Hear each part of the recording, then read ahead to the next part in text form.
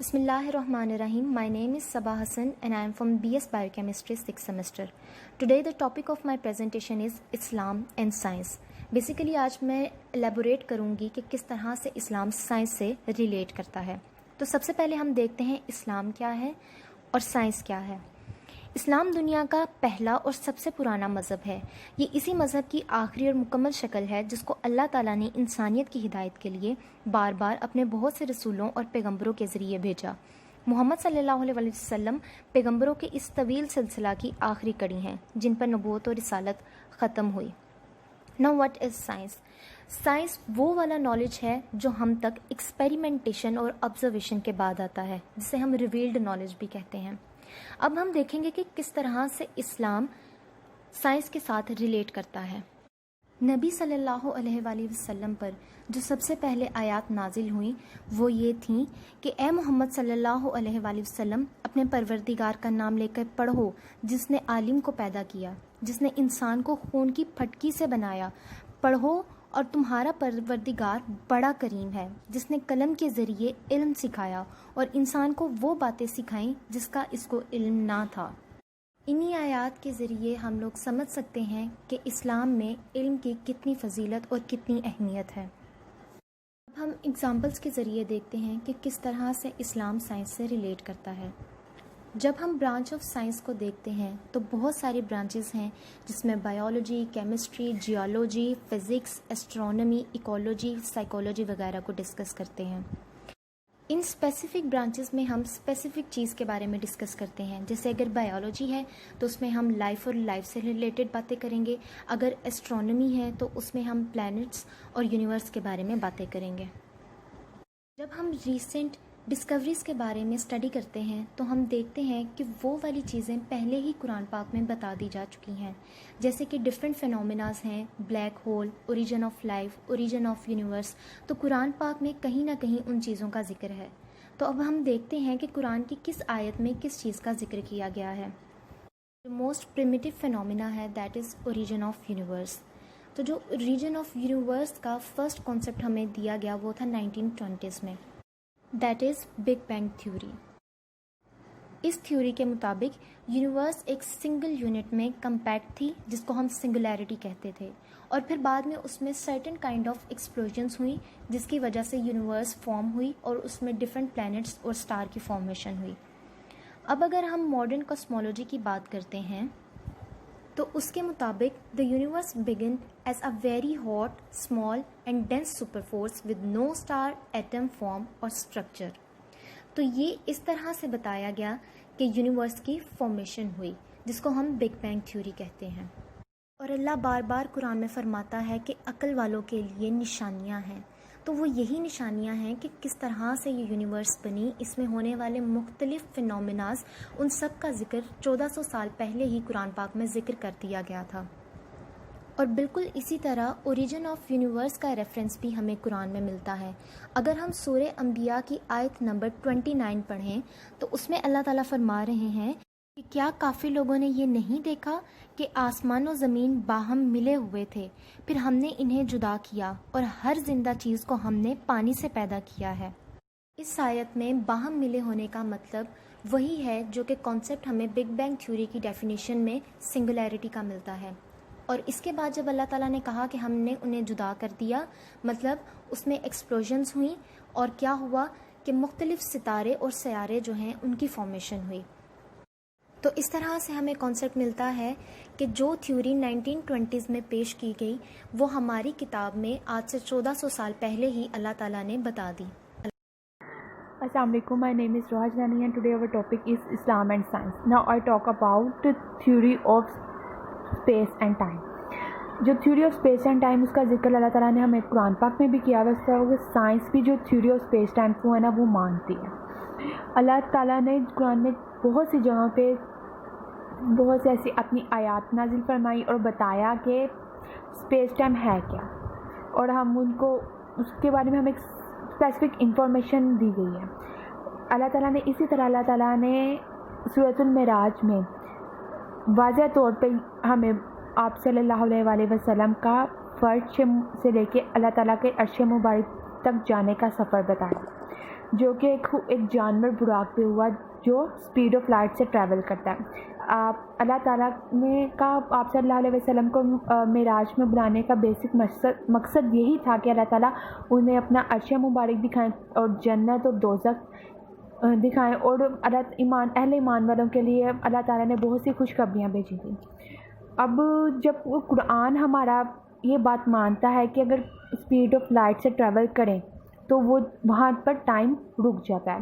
اسی طرح سائنس میں آئزیک نیوٹن نے ہمیں اسپیڈ آف لائٹ کے بارے میں تھوڑی سی انفارمیشن دی. اکارڈنگ ٹو آئزیک نیوٹن, اگر ایک جسم یا کسی باڈی کو اسپیڈ آف لائٹ سے ٹریول کروائیں تو وہاں وقت رک جاتا ہے, اور اس کا تو ذکر اللہ تعالیٰ نے قرآن پاک میں بھی کیا تھا. جو سائنس ہے وہ ٹوٹلی ریلے کرتا ہے قرآن پاک پہ اسپیڈ آف ٹائم کی تھیوری پہ. اب ہم بات کرتے ہیں the theory of Darwinism. Darwinism کیا بیسکلی جو ڈارونزم کی تھیوری تھی وہ تھی انسان کی تخلیق کی تھیوری. قرآن پاک میں اللہ تعالیٰ نے انسان کی تخلیق کے بارے میں یہ بتایا کہ وہ اللہ تعالیٰ نے انسان کو مٹی سے بنایا, مٹی اور پانی سے بنایا, اور ہمارے جو آباء و اجداد ہیں وہ ہیں حضرت آدم علیہ السلام اور بی بی حوا, اس لیے ہم بایولوجیکلی ان کے ہی بچے ہیں. اور اس کے علاوہ اللہ تعالیٰ نے قرآن پاک میں جگہ جگہ یہ تحریک کی ہوئی ہے کہ جو عورت ہے وہ اللہ تعالیٰ نے مرد کے ہی جسم سے بنائی, مطلب کہ ایک مرد اور عورت کو پیئرس کی فارم میں اللہ تعالیٰ نے تخلیق کیا. جبکہ ہم اگر سائنس میں پڑھتے ہیں تو سائنس ٹوٹلی اس چیز کے اپوزٹ ہے. وہ کہتی ہے کہ جو انسان ہے وہ بنا ہے نیچرل سلیکشن کے تھرو. نیچرل سلیکشن کیا کہ پرانے وقتوں میں کچھ آرگنیزمس میں ایسے ایولیوشنز یا ایسے چینج ہیں جنہوں نے ان کی وراثتی جو ٹریڈز ہیں وراثتی بیہیویئرز اور ٹریڈز ہیں ان میں فرق کیا, ان میں کچھ فرق ایسا آیا کہ آرگنیزم ایک ٹوٹل ڈفرینٹ آرگنیزم بن گیا. اس میں وہ بہت سی تھیوریز پیش کی ڈارون نے. ڈارون اس میں ایک ہیومنس کے بارے میں تھیوری یہ پیش کی کہ اگر زمانے پہلے جو انسان تھا وہ ایک باندر ہوتا تھا, بٹ ٹائم چینج ہونے کے بعد وہ جو ان کی جو تخلیق اس میں کچھ ایسے فزیکل چینجز آئیں کہ وہ ایک انسان کی فارم میں آ گیا. اس پہ بال جھڑنے لگ پڑے, پہلے وہ 4 ٹانگوں پہ تھا پھر وہ 2 ٹانگوں پہ آ گیا. بٹ کہ اسلام میں اس چیز کے اپوزٹ ہے. وہ کہتا ہے کہ جو اللہ تعالیٰ نے انسان کو اشرف المخلوقات ہے, انسان کو بنایا ہی مٹی اور پانی سے, اور وہ ہے آدم کی اولاد. اس کے بعد ہم بات کرتے ہیں بلیک ہول کی.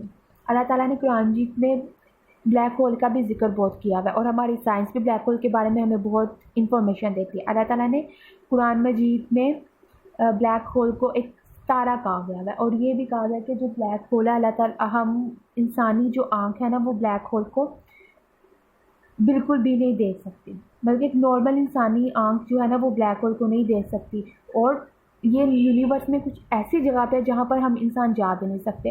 اور اللہ تعالیٰ نے قرآن مجید میں ایک ورڈ ویٹ جس کا مطلب ہے گریوٹی یوز کیا ہے, اور وہ بتاتا ہے کہ اسپیس ٹائم میں بلیک ہول ایگزسٹ کرتا ہے.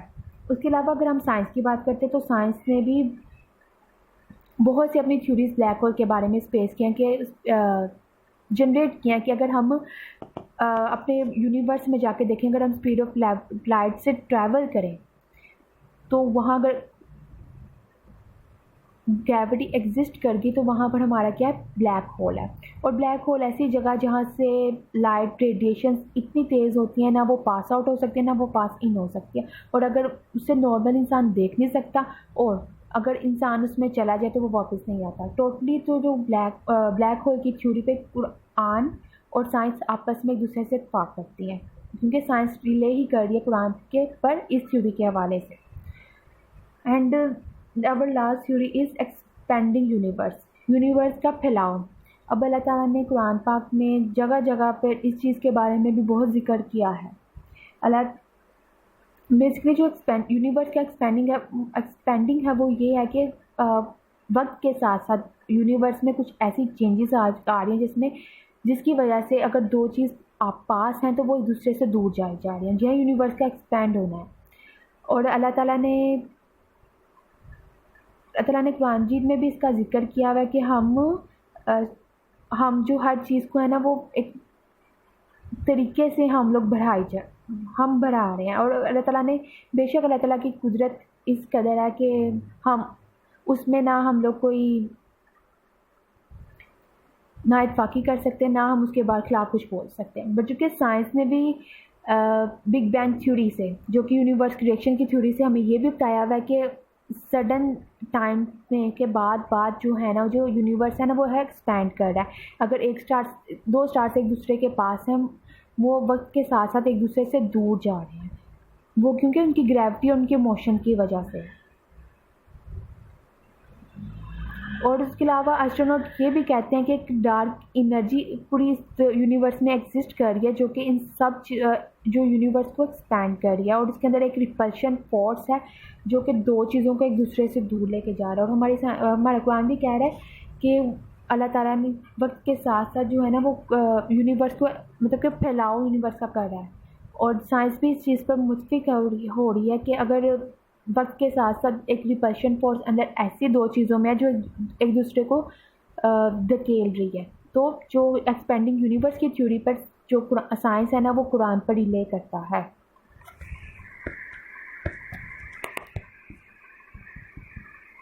Assalamu alaikum. My name is Soha Batul from Biochemistry. Today the topic of my presentation is Islam and Science.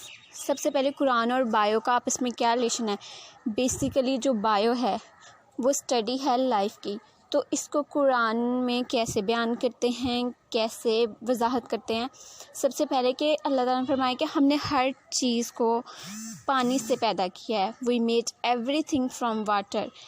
اب جو سائنس ہے اس کی طرف جائیں تو کیا کہتے ہیں کہ ہم پیچھے چلے جائیں جب زمین پر کوئی بھی لائف ایگزسٹ نہیں کرتی تھی، نہ کوئی بیکٹیریا تھا، نہ کوئی مائکرو آرگنزمس تھے، جسٹ ایلیمنٹ ایگزسٹ کرتے تھے، جس میں جو ہے نا کاربن، ہائیڈروجن، نائٹروجن، فاسفورس جو بھی ہے.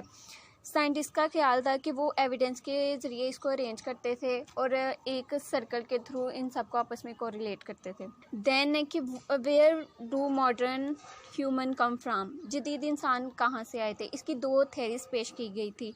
فرسٹ آف آل جو ہے نا ہوموسیپینس، یعنی انسان زمین کے طول عرض میں پائے جاتے تھے، اور اس کے دو ماڈل تھے، آؤٹ آف افریقہ اور ملٹی ریشنل. یہ نظریہ پیش کرتا ہے کہ ہمارے آباء و اجداد قریباً 20 لاکھ سال پہلے اس سیارے میں پھیلے ہوئے تھے، اور ابتدائی انسان اپنے علاقائی گروہ بنائے تھے، اور ان گروہوں سے جدید انسان جو ہے نا گرو اپ ہوئے. دوسری جو تھیری تھی اس کے مطابق یہ ہے کہ 2 لاکھ جو انسان ہے برسوں پہلے ان کا ارتقائی جو ہے نا پذیر ہوئے تھے، اور وہاں سے ہوتے ہوتے وہ دنیا میں جو ہے نا پھیلتے چلے گئے. اب قرآن کیسے بایو کو ڈسکرائب کرتا ہے کمپلیٹلی، اس میں یہ ہے کہ اللہ تعالیٰ نے فرمایا کہ لوگوں اپنے پروردگار سے ڈرو، جس نے تمہیں ایک شخص سے پیدا کیا، اس سے اس کا جوڑا بنایا، اور پھر ان دونوں سے کثرت سے مرد اور عورت پیدا کر کے زمین پر پھیلائے گئے. اکارڈنگ ٹو ڈارون تھیوری، مطلب ڈارون نے یہ بتایا کہ کیسے سائنس ریلے کرتی ہے اس تھیوری پہ. جو ہیومنز ہے وہ جو ہے اوریجینیٹ کیے گئے تھے منکیز سے، اور جو منکیز ہے وہ اب مطلب اس انوائرمنٹ میں کیسے وہ جو ہے نا اپنی فزیکل لائف کے ذریعے اس کو جو ہے نا سروائیو کر رہے ہیں، کیسے اس کی ایکٹیویٹیز ہیں. اور قرآن پاک میں ہے جیسے کہ آج کل جو وبا کووڈ-19 پھیلی ہوئی ہے، اس کا کوئی بھی علاج نہیں مل رہا. تو رسول پاک صلی اللہ علیہ وسلم نے فرمایا کہ اللہ تعالیٰ نے ہر بیماری کا علاج جو ہے نا قرآن مجید میں